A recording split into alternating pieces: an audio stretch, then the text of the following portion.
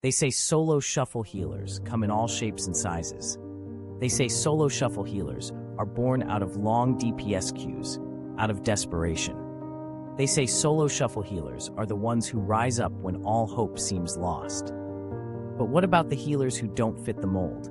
What about the healers who don't wear strength gear or PvE trinkets or have zero abilities? What about the healers who have no gameplay flaws, but whose spirits are broken, who are just trying to survive in a world that seems determined to tear them down? Absterge was one of those healers. He wasn't the hero we deserved, but he was the hero we needed. He was a man haunted by his past, haunted by the mistakes he had made, haunted by the darkness that lurked within him. But despite all of that, he still chose to fight. He still chose to stand up against the forces of evil, against the injustices of the world. Absterge wasn't a perfect man. He had his demons, his vices, his weaknesses. He struggled with addiction, with anger, with self-doubt. But he also had a heart of gold, a sense of justice that burned bright within him. He couldn't stand to see the innocent suffer, couldn't stand to see the powerful prey on the weak. And so he took up the mantle of hero, not because he wanted to, but because he had to. Absterge wasn't the kind of hero who would swoop in and save the day with a flashy display of power. He was the kind of hero who would quietly work behind the scenes, who would do the dirty work on alts that no one else wanted to do. He was the kind of hero who would sacrifice everything for the greater good, even if it meant sacrificing his sanity in the process.